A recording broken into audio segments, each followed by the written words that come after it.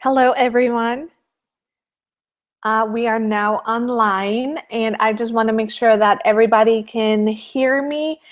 And I know you can't see me probably because having a slight technical difficulty with the camera. However, really, this wasn't going to be kind of like a show and tell tonight. It was going to be more of a listening and asking questions here with the chat box. So if you can hear me, please let me know. And the way that you can do that is by going to the Q&A box at the bottom and comment and let me know that you can hear me.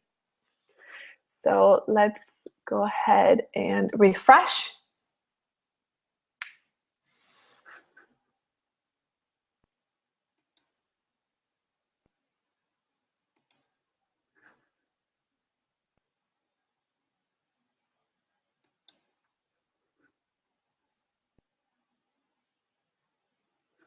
And I'm not getting anything yet.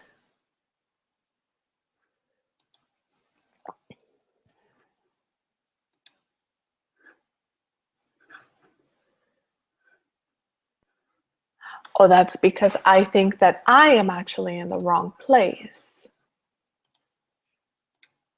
So let me go here.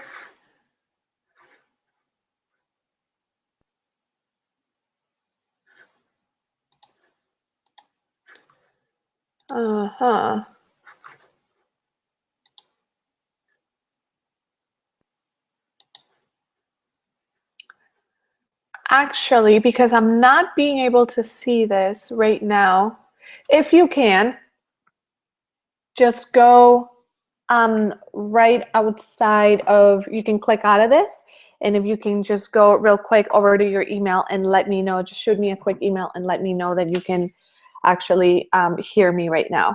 That would be great.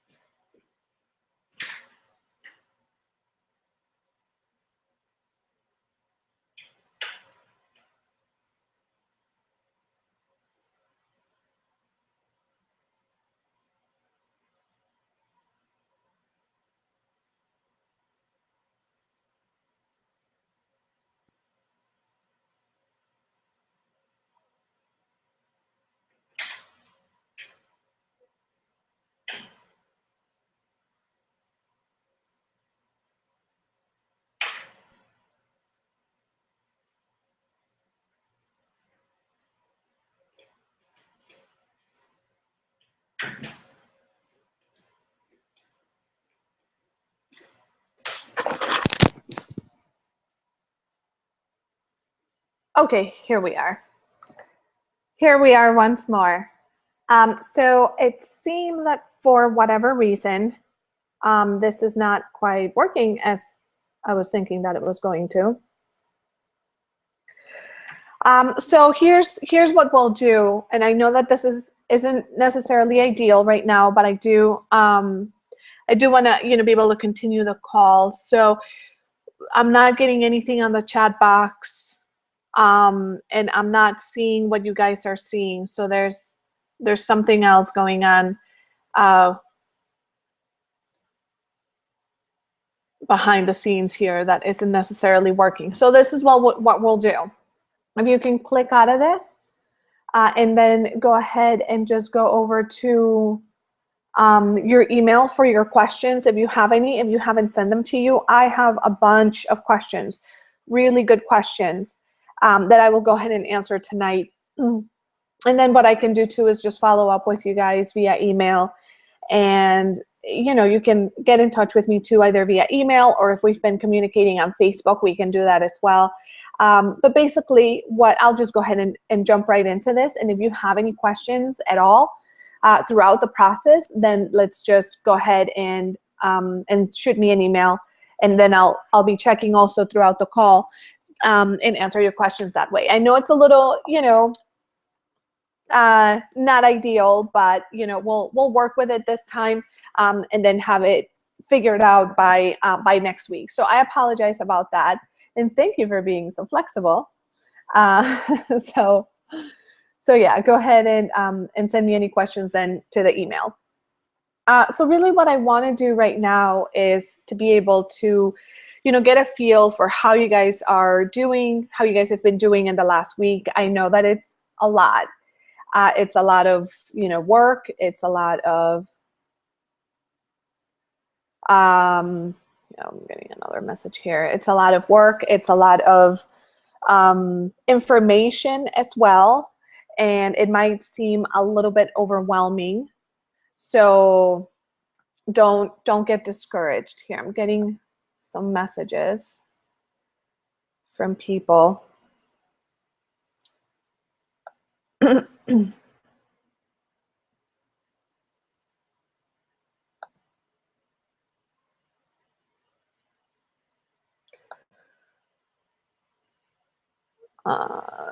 on one second, guys.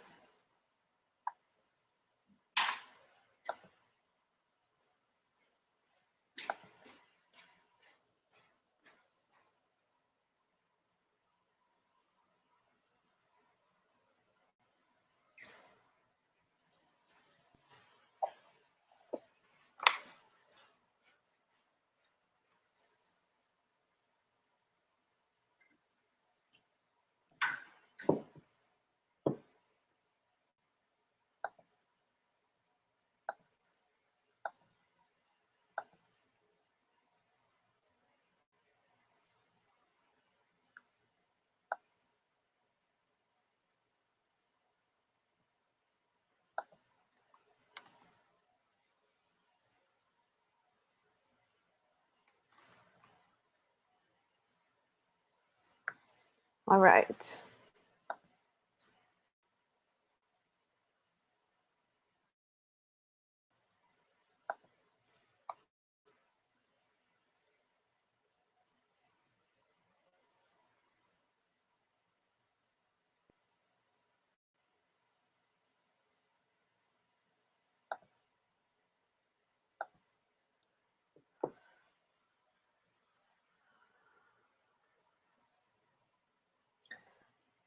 Yeah, there's people trying to get in still, so hang on.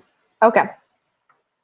Anyway, let's move on. So let's move on. And like I said, at this point, just go ahead and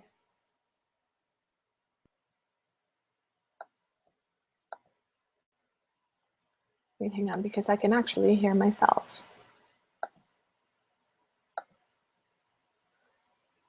All right. There we go. Guys, I apologize for how strange the start to this call is. But hopefully it'll go a little bit smoother next time. All right, I really just want to jump into this. Sometimes it happens. There's technical difficulties at the beginning, and then hopefully, we'll have just a little bit of a smoother next couple calls here. So it's all part of the process. And so the first thing that I want to do, and like I said, any questions that you guys have, either go ahead and shoot me a text or send me an email, which is I'm probably going to be hanging out there waiting for your questions. And if you guys have any comments or anything, so just let me know over there. But I really wanted to start out by just checking in with you and asking you how you're just doing with the whole process. I know that it's a lot, and I've heard from a lot of you that you're not sure where to start. You're not sure, if you're doing this right. That it's a lot of information, and you're not sure if you're doing it correctly. So the first thing that I would say, that I would recommend, is if you're already in the program and you've already gone through all the welcome information, is to go ahead and jump right into module 1. And even if you don't get everything done right away, don't worry about it, because I have heard a number of people say, well, I'm actually, I'm so behind. I feel like I'm already, several days behind everybody else, and you're not. The truth is that you are exactly where you're supposed to be. This isn't, a sprint. Making these changes is definitely going to take some time. So just don't worry and take your time with this process. You cannot be behind. I know this is a 21-day program, and we are going to go through all the information in 21 days. But just because this program itself is 21 days and we're going to be doing it together for 21 days, it doesn't mean that you have to get everything done in that amount of time. Things like, cleaning out your kitchen, and, making some of those changes, like switching, from plastic containers to glass containers. That's something that's going to take some time. One thing that I do really encourage right now for all of you is journaling. And I've also gotten some questions about journaling, some great questions about journaling and how much is too much, how much is too little to actually, for it to have an impact and for it to be worth it. So I'll be answering, some of those questions as well. I would also like to start saying that, just have some fun with it. Just enjoy it and have some fun. Don't get too caught up in, like too many details, because then it's just going to become something that you have to do versus something that you want to do. So just try to stay connected with your purpose and why you want to do this. What's the reason that you actually wanted to join the program in the first place, and, enjoy the process and have some fun. So one of the things also that I wanted to talk about here at the beginning is, how is it going with finding a partner for accountability? I know that personally for me, that is huge. If sometimes I commit to something and it seems like it's something big, I'm much more likely to go through the entire process if I actually have somebody there to keep me accountable, and if I have some leverage. So sometimes, by just letting somebody know, hey, I'm doing this, and, can you support me? Can I let you know about how things are going? Can you ask me questions and just, kind of help keep me on track? That's really big. And it makes a huge, huge difference if it's only just you. Because when it's just you, it's a lot easier to break those promises to yourself. So I would love to know how that's going. If you guys, I would love to see the chat box right now. Except I can't, but yeah, I would love to be able to see that right now, see what you guys are seeing. And you can just send me an email though real quick if you want to, and just share that experience with you, and then also share your experience with journaling. So I'll jump right into that. Journaling is one of the most powerful things that you can do during this process, during detoxing, because you're going to learn a lot about yourself. And you probably are already, as you're getting started with the elimination diet. So you're going to be learning things about yourself, and then you're also going to start seeing a lot of changes. So don't be shy, because at the end of the process, you're going to be like, wow, I can't believe that I was over there, whether it's weight, because you'll see that, you'll start to definitely drop weight, or whether it's, in the quality of your sleep, or the energy that you have throughout the day, how your digestive system is working. There's just so many different things that are happening at the same time that it's a great idea to document. So what I would suggest more specifically with journaling, because the question that came in is that, how do I make this work for me? Because it does seem that this program requires a lot of discipline and being, really kind of on top of your game with a lot of different things, which is part of the reason why journaling is so powerful. I definitely would say if you already journal, then it's probably going to be a lot easier. Having a journaling habit is really, really healthy for you. And I'll talk about that more in just a second. But if you already do that, great, just try to fit it in there. If you don't, what I would suggest is taking some time, some dedicated time for journaling, whether it's, 15 minutes at night before you go to bed, and just, going over the day and just whatever activities of the day and how you felt. So if you had a particularly crabby day because you're, maybe detoxing from sugar or from caffeine, make a note of that. Just take those 15 minutes to really go through the day and note how you felt in general.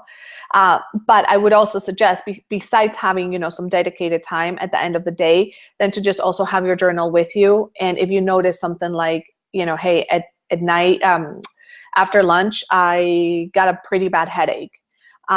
Make a note of that. So it doesn't have to be this, super long, elaborate thing, but even just, a sentence or something like that, so that you can come back and reference. And I would also suggest that with your journaling, especially before bed, and if you can in the morning too, right before you do anything else, that you just, practice gratitude for a few minutes. Just, find 3 to 5 things that you're grateful for, and go ahead and write them down at night and write them in the morning. Even if it's super simple things like, I'm grateful to be able to sleep in this great, comfortable bed. Find things that you're grateful for, and that'll make, not just this process, but your life much, much better. So that's my spiel about journaling. And I do want to emphasize that it is very important, and how much I would like for you to stick with it. All right. Another question that I got was about the meal plan. Do I need to eat everything in the meal plan, and how important is it that I stick to this plan?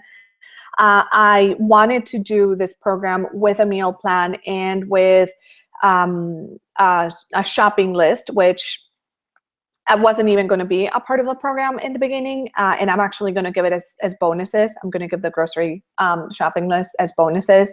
So those are already uploaded to Module 1, and then Module 2 and 3 will have those as well. Because I realize that it's definitely necessary to have those in there for people to, to be able to navigate the process way easier. But the reason why I wanted to have a meal plan is because I know that there's a lot of detox programs out there that just tell you what not to eat. And that can be really, really frustrating and just extremely, distracting to not be able to know what to eat, when someone just tells you, well, don't do this and don't do this, and this is bad and this is terrible and this, this is going to kill you. That is not my style at all. I want to be able to give you more options.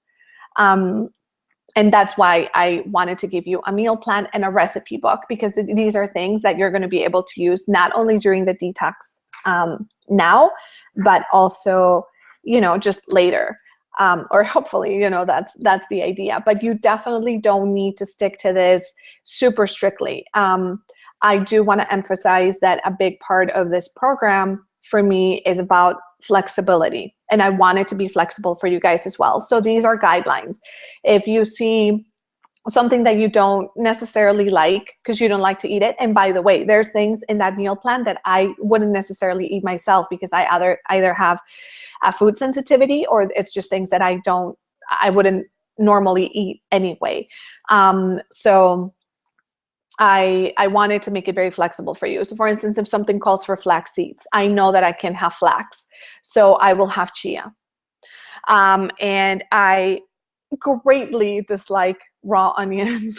There's no way that I'm putting one in my mouth. So if something calls for raw onions, I'm going to leave them out. There's a rhyme and reason for the meal plan being what it is in general terms. The times at which you eat and the kinds of foods that you eat, if it's a smoothie, if it's a salad, things like that. But these are just general guidelines. So, stick to it as much as you can, but also modify it to suit your needs and your preferences as well. And let's say that you had a big salad from dinner, and then you want to have that for lunch. Go for it. I'm all about it. I want to make things easier and more flexible and more doable for you. So that's another question that people were asking. Another question was about water. Why so much water in this plan? This is way too much water. I can't drink this much water. Some people have jobs in which they're out of, they're out and about, they're driving all day. And so drinking water, as much water as I'm suggesting, might, be challenging, but it's actually really important and pretty much a necessity to drink more water. The reason is that, we think we drink enough water for the most part, but we really don't. We're actually fairly dehydrated most of the time. And if we drank enough water, we would find that a lot of things would happen. One of those would be that a lot of our symptoms would get a lot better. Another one would be that our digestive systems would work much better, much better. We would also find that our skin and our hair looks brighter, more bouncy, and that just in general, it would look more hydrated, fine lines would disappear. Just, it does wonders for our skin. And if it does wonders for our skin on the outside, just imagine what it does inside. But also, the number one reason why we drink as much water as we do during a detox, and I would really encourage you to just drink more water in general when you're not doing the detox, and at least try to stick to the half your body weight in ounces of water. So if you weigh 140 pounds, you would drink about 70 ounces of water per day at a minimum. Is because it really aids the detoxing process. So all of these things that we're moving in your body, and all of the things that we're going to be doing, into week 2 and week 3, your body's going to be releasing a lot of toxins, and water is a great, great way to make sure that, you're detoxing through the 4 different channels of detoxification. So you want to, really stay hydrated, because if you have, if you're releasing all of these toxins and they don't find a way to get out of your body, then they're just going to keep circulating, and you're actually going to feel worse instead of feeling better. So it may be a little bit of a challenge, but, give it a try. I really, really encourage that you try to drink as much water as you can, and as much as possible, drink it in the morning. Because when you wake up first thing in the morning, you're very, very, very dehydrated from being from having been sleeping and fasting for, however many hours that was, 7 or 8 hours. So you want to make sure to give your body enough water, especially in the morning. And plus, for very obvious reasons, you don't want to drink a lot of water at night before you go to bed, because you're going to get up to pee multiple times during the night. So, if you can drink most of your water in the morning, that's great. All right. That's another question. Let's see. Oh, yeah. Okay, so I love this question. Why is it important to restore alkalinity, and why do I talk about alkalinity in the first module? The 2 main goals, if I could have 2 main outcomes for you guys for this program, would be to be able to heal your body from the inside out. So if there's, and I mentioned leaky gut in the first module. So I hope that you've had a chance to go over that and understand how that process works of actually healing leaky gut, and what leaky gut does to your body in terms of, allergies, inflammation, sensitivities, and ultimately, disease. So that would be one outcome. And then the second outcome would be to restore alkalinity in your body. We typically live very, very acidic producing, lives. So it's in the foods that we eat, it's in the kind of water that we drink, it's in our stress levels. Stress is a neurotoxin. It's a very powerful neurotoxin. So the more activities and things that we can do to restore alkalinity, the better. I was actually in Milwaukee yesterday, and I did something called blood microscopy, which is this very cool test that just with 1 drop of blood you can see your live blood, and then you can see your dry blood, and you can see literally the state of your blood, and see what your blood looks like, and then you can really determine your health, the state of your health, from this 1 drop of blood. It's really, really, really cool. So I was able to see, and have some contrast with having, just seeing really, really just healthy, beautiful, vibrant, blood, and then also just seeing blood that needed, some work, and, very, very, also just very acidic, a more acidic state. I was able to see, little bugs floating around in blood. I saw different samples from different people, and yeast in the blood. And I was also able to see actually undigested food particles in the blood. And then the contrast of having, just more plump blood with, an oxygenated environment. It was actually really, really cool. And this made me feel even more strongly about wanting to restore alkalinity. So things like avocados, limes, cucumbers, celery, these are things that you want to be consuming, daily if you can, because these are definitely going to restore alkalinity. Things like alcohol, coffee, meat, grains, those are very acidic.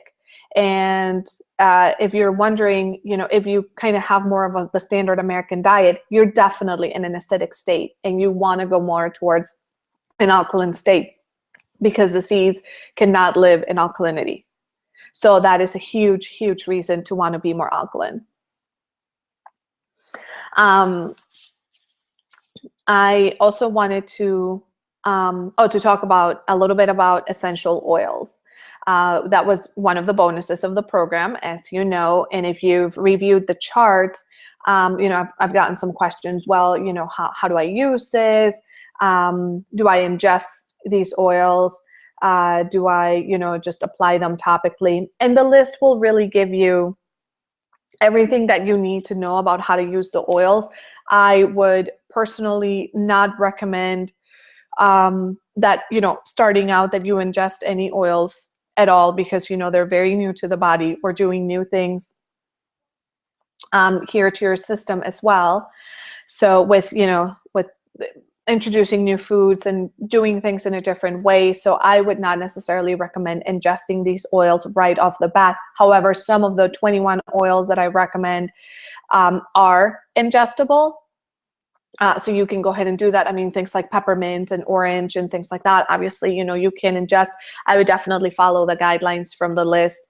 And then depending on, what you want to detox specifically, whether it's, your liver or your kidneys, or you want to detox heavy metals, which is another, really important topic that we'll get to probably, on another call. You can go ahead and refer to that list for how you can, start using these wonderful oils, which have made, such a difference in my life. And I know that, I've used them with many clients in the past. They're absolutely fantastic. And people think, oh, these are just nice, whatever, they smell good, but that's it. No, definitely not the case. These oils are powerful. They're, medicinal plant extracts, super concentrated plant extracts that have been used for thousands of years. So I would really encourage you to check out that list. And if you have questions about any specific oils or how to use any oil specifically, let me know, shoot me an email, or, just message me through Facebook and let me know, because I definitely want to make sure that if you're interested in adding oils to your routine, whether it's for the detox or just in general for your life, that you know what to do. All right, so I am going to go back into email and see if I can see any questions that you may have sent me.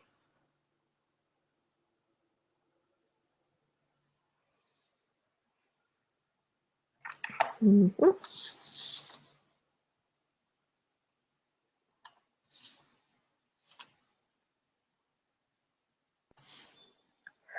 Okay, there's one question about sleep, and somebody telling me that they're not really able to get enough sleep at night, that they've been having, this pattern of just kind of waking up, going to bed late, and then waking up kind of, in the middle of the night and not being able to go back to sleep, and that being a part of why they decided to join the detox. And what I have to say about that is I can't really stress how important sleep is. just in general. But when you detox, it's really, really, really, really important. And if you've, gotten in a habit of, and if you've gotten in a habit of not sleeping, well at night for whatever reason, because your body just does it or whatever, or just because, you go to sleep super late. I know that that's definitely been the case for me a little bit more lately because I've been so busy and I have, just a lot going on. I'm honestly just going to bed quite a bit later and I can really, really feel it.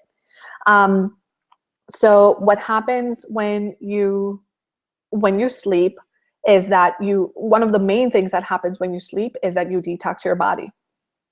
So especially if we're going through this detoxification process, it's really important for you to go to bed at a specific time and try to go to bed at the same time every single night. So whether or not, you're able to go to bed early, if let's say you go to bed by 11 or 11:30, just try to make that consistently the case every night. At around 10 o'clock, there are certain things that start happening in our bodies hormonally. And then after that, the detoxing process starts. Your liver starts to detox, your kidneys then start to detox, your brain also goes through its own detox. And so if we disrupt those patterns, then we're not detoxing properly. And a lot of the work that we're doing during the day is then not being able to be translated into results because we're not, putting ourselves on sleep mode, literally, at night in order for our bodies to catch up to all the awesome work that we're doing. So I really do recommend getting at the bare minimum 7 hours of sleep. If you can get 8 or 9, that's great. But, at least get 7 hours of sleep consistently every night. Try to go to bed every night and see how you start feeling. Some of the oils are actually really fantastic to help you sleep at night.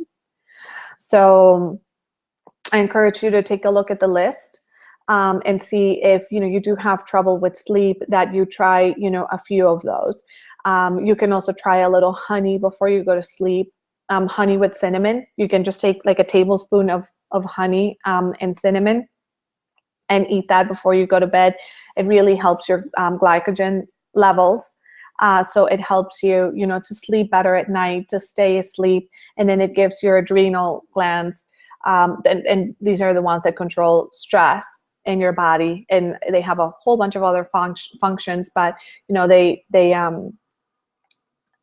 they're basically the stress glands in your body, and they control the stress hormone cortisol. So you want to really, be supporting those glands, and eating a little bit of honey with cinnamon is a great way to really support those at night. So your blood sugar doesn't dip and you can rest better at night. The oils are another option. Detox baths, which we're going to talk about next week, are also a great option for sleep. So whatever you need to do to be able to get 7 to 8 hours of sleep, go for it. I recommend sleeping from 10 to 6. That's kind of like the natural, rhythm of sleep. That's when you get the most bang for your buck, basically, is from 10 to 6. So I would really recommend that. And that's the one question that I got on email. So if you guys have any other questions at all, let me know, because I don't see any more. I'm actually going to jump to Facebook real quick and see if there's anything else there that maybe I may have missed. Oh, let me see here. This is going to be a little bit easier. And guys, feel free. I mean, you guys have done actually a really great job at getting in touch with me about, questions, whether it's about logistics, about the program, or, technical stuff. Or whatever. You guys have done a really great job at communicating with me and, just letting me know your concerns and your questions. So yeah, go ahead and reach out to me whenever you have any questions. Keep it coming, because I love the fact that you guys are involved, and that you want to learn more. And so another thing, probably the last thing that I'll say, if before we go, if there's no other questions here is that don't think that you're behind. If you're not right, on target with where we are in the program, like everybody is completely different. You have a lot of demands on yourself with work. I know from talking to so many of you that you do have a lot of it on your plate. So even if you can't start right away, or you're just, going through the module and becoming familiar with the material without necessarily going full out yet, don't worry, because you're exactly what you're supposed to be, and you're not behind at all. So that's really, the last thing that I want to say and that I want to leave you with is I'm very proud of you, for committing to doing the program, and for, honoring yourselves and taking the time to do this, and going at your own pace is the right thing. You don't want to rush through this, because it's a lot. And if you rush through it, you would end up, probably just with, more headaches. And it's better that you really just take the time that you need to do this right and to do it properly, and know that you have the support here from me and from the community to help you succeed. We all want to see you help you succeed. I definitely want you to succeed. So if you have any questions at all, again, just email me, or, send me a Facebook message. And I am happy to answer your questions. So guys, thank you so much.